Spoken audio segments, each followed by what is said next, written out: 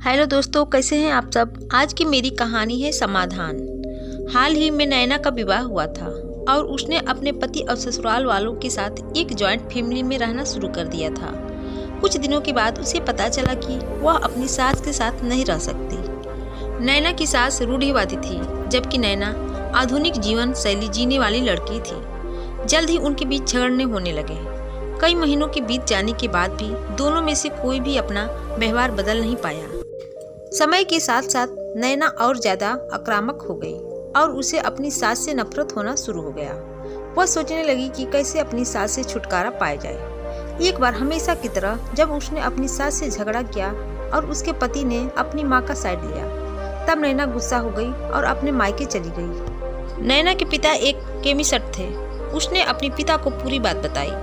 उसने अपने पिता से कहा कि उसे कुछ जहर दे ताकि वह अपनी सास के खाने में मिलाकर उसे छुटकारा पा सके, नहीं तो वह अपने पति के घर वापस नहीं जाएगी। नैना के पिता को यह सब जानकर काफी दुख हुआ और उन्होंने अपनी बेटी से कहा, अगर तुम अपनी सास को जहर देती हो तो तुम और मैं दोनों जेल जाएंगे।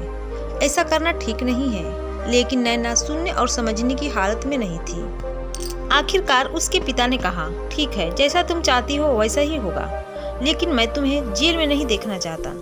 उसके पिता अंदर से पाउडर लाए और कहा, हर दिन जब तुम दोपहर का भोजन या रात का भोजन करते हो तो अपनी सास के खाने में इसे मिला देना। इससे धीरे धीरे कुछ महीनों में वो मर जाएगी और लोग सोचेंगे कि वह प्राकृतिक रूप से मरी है। उन्होंने यह भी कहा, क्योंकि किसी को भी तुम पर शक नहीं होना चाहिए, इसलिए आज से तुम अपनी सास के साथ नहीं लड़ोगी, बल्कि तुम उनकी देखभाल करोगी। भले ही वो कुछ भी कहे, तुम गुस्से से बात नहीं करोगी और हमेशा शांत रहोगी। नैना सहमत हो गई और अपने ससुराल वापस आ गई और अपने पिता की सलाह के अनुसार उसने अपनी सास के खाने में पाउडर मिक्स करना शुरू कर दिया और बड़े ही प्यार के साथ बात करना शुरू कर दिया।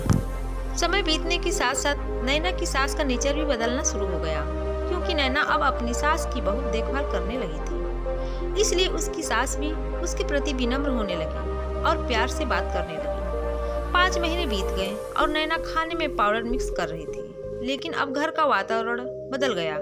कोई झगड़े नहीं थे। दोनों एक दूसरे की तारीफ करते। अब ऐसा लगता था मानो दोनों का रिश्ता माँ और बेटी का रिश्ता हो। अब नैना को चिंता होने लगी कि पाउडर की वजह से उसकी सास जल्द ही मर सकती है। वो अपने पिता के घर पर गई और उन्होंने कहा, पिताजी, कृपया मुझे उस जहरीले पाउडर के प्रभाव को ठीक करने के लिए इलाज बताएं। मैं अपनी सास को खोना नहीं चाहती। वह मेरी माँ की तरह है और मैं उससे बहुत प्यार करती हूँ। उसके पिता मुस्कुराए और कहा, कौन सा जहर? मैंने तुम्हें बस एक स्वीटनर दिया था। नैना हैरान थी और उसने अपने पिता से पूछा कि उन्होंने ऐसा क्यों किया।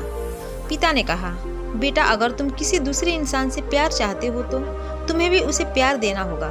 रिश्ते एक गाड़ी की तरह होते हैं और हम उन पर लगे पहियों की तरह। जब तक सभी पहिए ठीक से आगे नहीं बढ़ेंगे, तब तक गाड़ी ठीक से आगे नहीं चल सकती।